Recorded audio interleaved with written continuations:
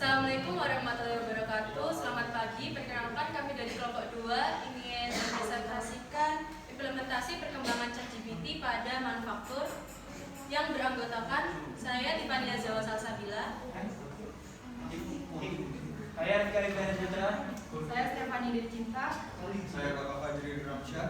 Saya Ibu Tusura Nusari Pratama. Saya Kami Hasan Daus.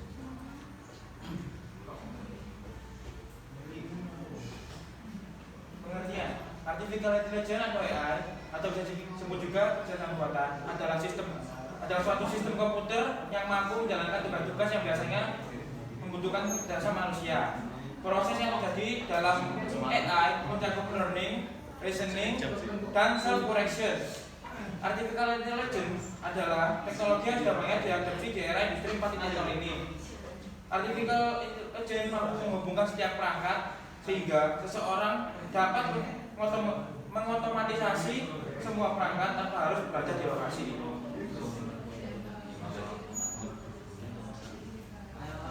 Artificial Intelligence atau AI. Artificial Intelligence atau AI yang saat ini sedang ramai diperbincangkan yaitu ChatGPT. ChatGPT adalah teknologi perangkat cerdas yang memakai metode deep learning dan mampu memberikan output yang serupa dengan manusia ketika mengartikan dan menanggapi bahasa alam. Cara kerja ChatGPT memiliki sistem kecerdasan buatan AI untuk menjalankan tugasnya tanpa arahan dari manusia. Sistem ini memanfaatkan data yang berisi pola bahasa manusia untuk memberikan respon senatural mungkin. Baik, di sini ada penerapan dari ChatGPT dalam manufaktur. Yang pertama yaitu memperlancar komunikasi dengan bertindak sebagai antarmuka antara sistem dan departemen yang berbeda. Sistem ini dapat dengan cepat memberikan informasi yang diperlukan dan mendukung pengambilan keputusan yang efektif. Kemudian komunikasi dalam waktu nyata ini dapat menghemat waktu sehingga produksi yang berharga dan menghindari waktu henti yang mahal. Kemudian meningkatkan kendali mutu. Di sini dapat mengidentifikasi pola dan tren, memprediksi potensi masalah kualitas dan merekomendasikan tindakan pencegahan sehingga meningkatkan kualitas produksi dan mengurangi limbah yang dihasilkan. Sebagai contohnya adalah ketika produsen mobil yang menggunakan ChatGPT untuk menganalisis data pemeriksaan kendaraan. Model AI ini dapat mengidentifikasi potensi masalah berdasarkan data ini sehingga memungkinkan produsen mencegah kesalahan dan mempertahankan kualitas dari produksi tersebut. Penerapan ChatGPT selanjutnya adalah optimasi manajemen rantai pasokan.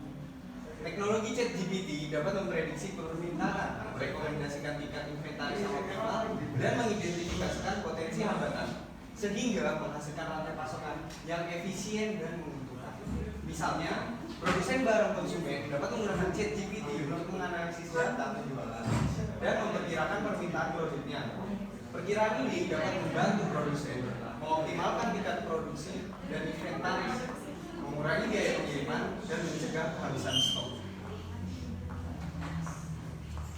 Penerapan ChatGPT selanjutnya adalah membantu desain dan inovasi. ChatGPT dapat menjadi aset berharga dalam proses desain dan inovasi. Dengan menganalisis data dari berbagai sumber, teknologi ini dapat mengidentifikasi tren pasar, menyarankan perbaikan pada produk yang ada, dan bahkan berkontribusi pada pengembangan produk. Sebagai contoh, produsen elektronik yang menggunakan ChatGPT untuk menganalisis masukan pelanggan dan tren pasar. Selanjutnya ada mengotomatiskan tugas rutin. Jadi ChatGPT dapat mengotomatiskan berbagai tugas rutin dalam produksi seperti entry data, pembuatan laporan, dan menjawab pertanyaan dasar. Hal ini dapat meningkatkan efisiensi dan membebaskan karyawan untuk fokus pada tugas yang lebih kompleks. Model AI dapat mengumpulkan data yang diperlukan dari berbagai sistem, menghasilkan laporan, dan bahkan mendistribusikannya kepada pemangku kepentingan sehingga menghemat waktu dan tenaga. Selanjutnya ada keuntungan. Layanan integrasi ChatGPT dapat memberikan wawasan berharga bagi bisnis mengenai perilaku dan preferensi pelanggan.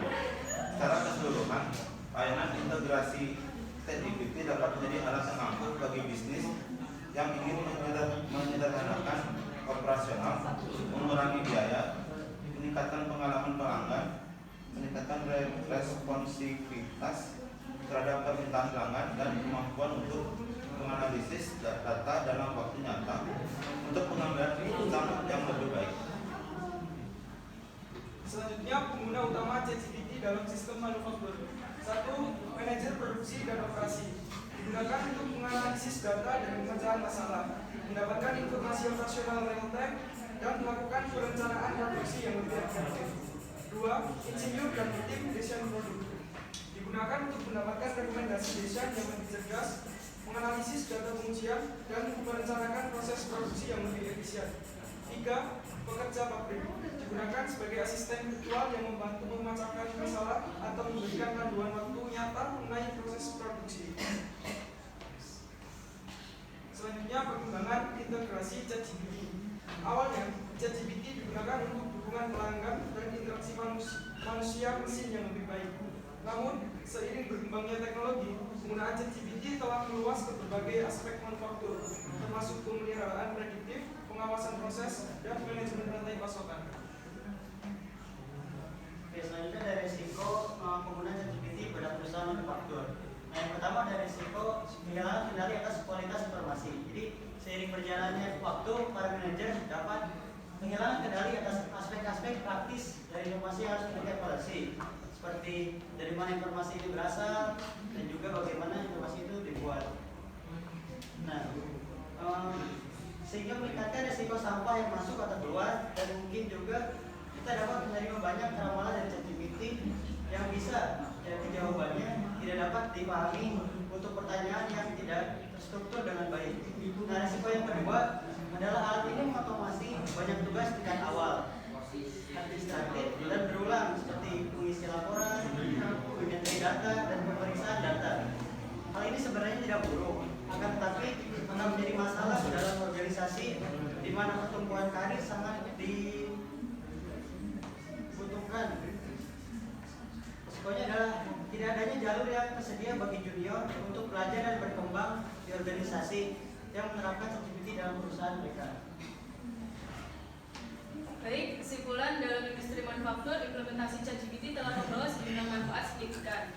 Perkembangan ChatGPT di sektor manufaktur mendorong transformasi menuju proses manufaktur yang lebih cerdas, adaptif, dan responsif. Dengan strategi yang tepat dan pemahaman yang mendalam tentang manfaat, pengguna utama, dan risiko yang mungkin timbul, perusahaan dapat mengoptimalkan potensi ChatGPT dalam meningkatkan efisiensi, mutu, dan responsivitas dalam proses manufaktur mereka. Baik, di sini kami membuka 3 pertanyaan. Siapa yang ingin bertanya? Oke, Mas Galang, silakan. Oke, terima kasih kepada Pak Kedua telah mempersilahkan saya bertanya. Saya ingin bertanya kepada Mas Abdul Rahman dan juga Mas Fahmi. Kebetulan karena materi yang kalian jelaskan itu, saya bertanya pada materi kalian. Jadi yang pertama kan Mas Rahman bilang kalau misalnya ChatGPT atau AI sendiri kan mungkin bisa jadi asisten untuk kerja berupa pabrik atau panduan otomatis, gitu Pak. Dan Mas Fahmi bilang kalau misalnya resiko dari saat itu minimnya untuk pekerja baru berkembang atau junior untuk bisa berkembang lebih jauh. Nah, pertanyaan saya, kalau misal dengan kasus seperti itu, apakah langkah perusahaan itu hanya untuk mengembangkan pegawainya saja, atau bahkan membatasi pegawai otomatis, istilahnya mem-PHK pegawai-pegawai yang sekiranya tidak dibutuhkan dalam perusahaan? Karena sudah dijelaskan oleh 2 orang ini tadi, kalau misalnya risikonya tadi pekerja baru tidak bisa berkembang karena adanya ChatGPT ini, dan yang dijelaskan Mas Kapman karena ChatGPT ini atau AI ini bisa jadi asisten untuk pabrik, misalnya nggak butuh banyak orang gitu.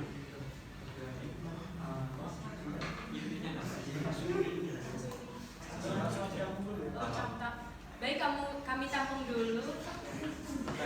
Mungkin pertanyaan selanjutnya.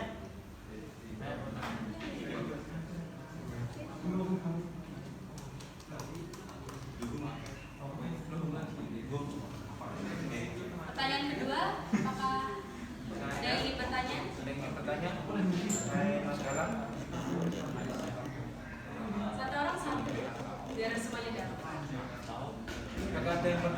Punya lagi selain Mas Galang?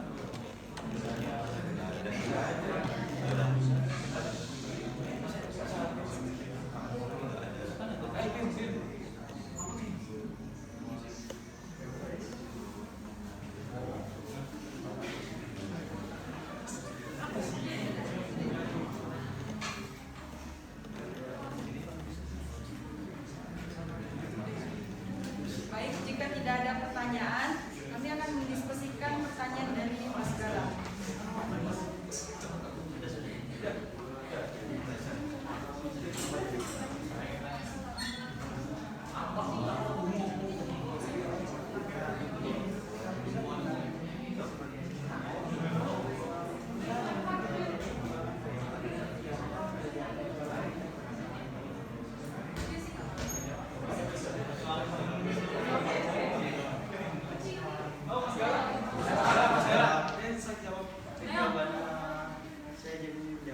Jadi ketika perusahaan menggunakan ChatGPT sebagai sistemnya, perusahaan memungkinkan terjadinya pengurangan atau PHK karyawan dikarenakan pekerjaan ini telah tergantikan oleh ChatGPT begitu. Apakah jawaban sudah dijawab? Boleh ditanya lagi? Iya, boleh. Boleh, silakan. Terus untuk yang misalnya kita punya pegawai baru nih di perusahaan kita, jadi kita juga ngandelin AI. Otomatis kita kan harus ikuti prosedur perusahaan. Kalau misalnya ada pengembangan pegawai dan juga pembiayaan pegawai, itu apakah kita akan mengubah itu dengan teknologi AI atau mempelajari dengan seluruh dasar AI, atau kita mempelajari dengan cara yang kayak semisal manajemen, akuntansi ataupun leadership dan lain sebagainya?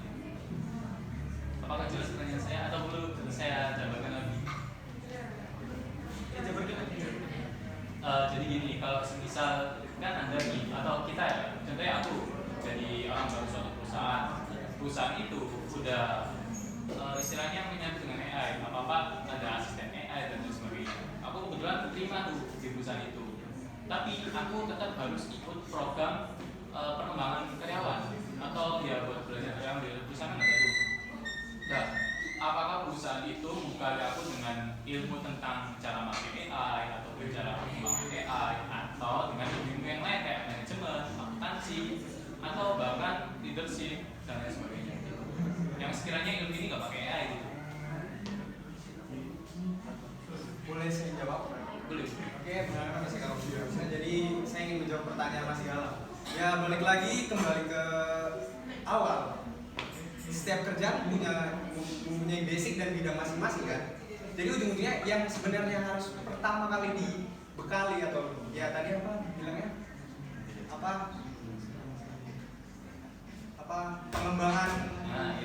pengembangan skill karyawannya ya balik lagi sebenarnya ke basic dasar pekerjaan dia itu sendiri. Cuma karena zaman sekarang mungkin lebih mudah ya dengan terbantu dengan AI, ChatGPT dan sebagainya. Jadi apa-apa kita sedikit-sedikit bergantung terhadap hal tersebut. Makanya kita harus mengimbangi itu. Balance gitu. Ya, agar ya balik lagi ke materi kemarin ya agar kita dapat bersaing di dunia kerjaan. Seperti itu Mas Galang. Apakah itu dijawab? Jawab. Oke, ada lagi yang mau bertanya? Tidak. Tidak? Baik, sekian dari Wes bagus lagi. Rezeki anak soleh. Oke, sekian dari kelompok kami. Mohon maaf bila ada kesalahan kata. Assalamualaikum warahmatullahi wabarakatuh.